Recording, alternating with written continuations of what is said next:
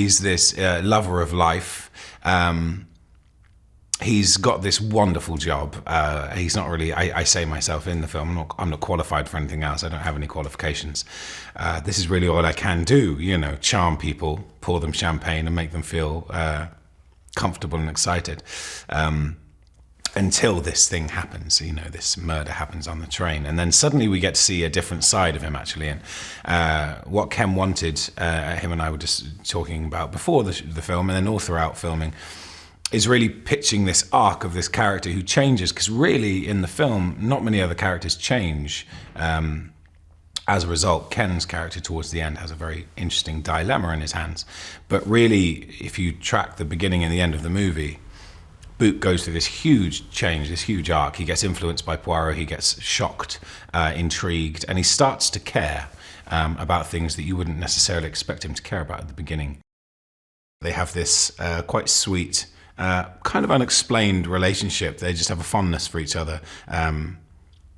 When sort of preparing for the role, tried to come up with this idea that they had this common view of the world. They both saw the good in things and the bad in things, and they sort of matched each other in that way. If Poirot wasn't there and we arrived in Broad Station with a dead body and no culprit, that's a huge scandal. I'd probably lose my job. So him being there is a huge, I mean, he's the hero of the hour, you know, an absolute lifesaver.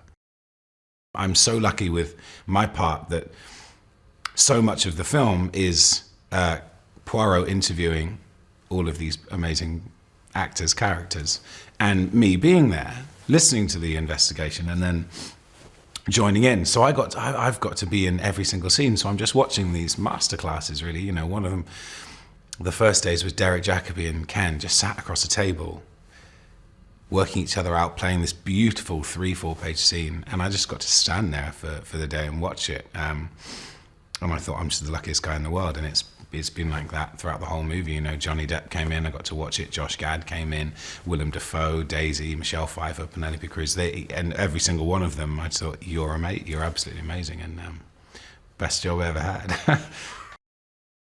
He's an incredible company leader. He's a wonderful director. The things he gets out of me, I think, God damn it, if it was anyone else, I'd be terrible in this. He's made me a better actor, but as an actor, it feels to me that's what his energy and his blood is. He wants to be there, and you can feel it when you're acting in a scene with him. That's really, he gets so excited to be there, which is very comforting. And he does the directing. I mean, selfishly, from my point of view, I almost don't see him directing because he does it so effortlessly. He works out all the shots and everything so simply from our point of view. There's no stress. So all we see really is this man coming up to us, talking to us about the scene, doing the scene with us.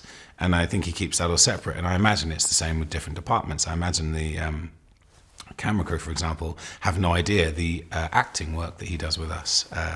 He just sort of gives everyone their dues and their weights equally. But no, having him on set when it's just the two of you doing a scene with the camera is wonderful, yeah, because you kind of feel like, you know, your leader's sort of just taking your hand and doing the thing with you. It's more interesting than a whodunit, it's a why done it. Even though it's a story people may know or may not know or think, oh, well, I've already seen it, you haven't seen it like this. It's different and it's new, and the cast alone is just stunning. Every single person, no matter how big or small a scene they have, I've been blown away by all of them. And as someone who's read it and been working on it for the past 5 months every day, I cannot wait to see it. Hi, it's Vale here with a bonus behind-the-scenes movie fact for you. In the movie The Shawshank Redemption, remember the scene where the character Brooks feeds his crew a maggot? Well, the American Humane Association objected to the scene and stated it was cruel to the maggot, and it required that the crow be fed a maggot that had died from natural causes. Yeah, okay. Now, before I go, remember, we publish new videos every day, so be sure to subscribe for more great content. Bye-bye.